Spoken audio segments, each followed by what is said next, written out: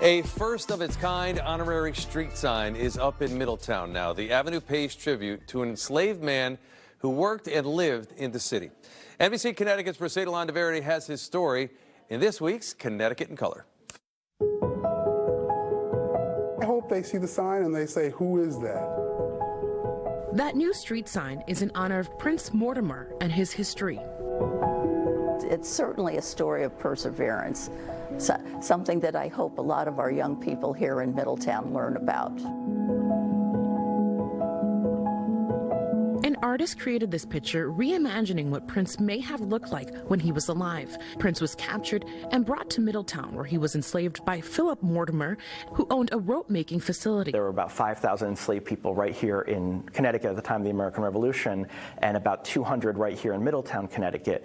Every day, Prince would walk on Rapallo Avenue to get to work. Rapallo Avenue used to just be a walkway that led only to that enslaver's house. So renaming that street in the name of Prince Mortimer aligns to a path he used to walk to get to work. This is the first ever honorary street sign in Middletown. The Alex Brienne Corporation, in partnership with local historians, made it all possible.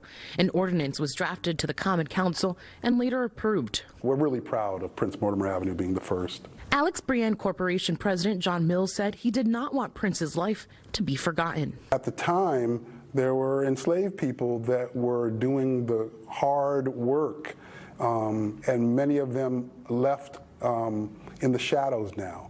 Well, now Prince Mortimer isn't in the shadows. Middlesex County Historical Society Executive Director Dr. Jesse Nasta said other places in the city are named after enslavers, but this is the first time a former enslaved person is celebrated. So it's a real act of justice. Middletown municipal historian Debbie Shapiro said Prince worked on ropes for decades, contributing to the local economy and beyond. The rope was used on the ships, the sailing ships that went between Middletown and the West Indies. Prince was promised freedom, but that never happened. Philip, his enslaver, left it all detailed out in his will, but then his son-in-law challenged the will and won.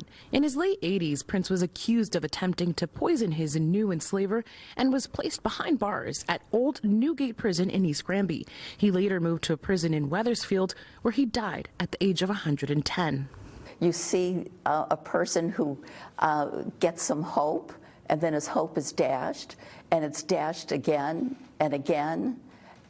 How it didn't break his spirit, I don't know, but it didn't. Historians hope people walking along Main Street will take a second to learn about the history that is in their backyard.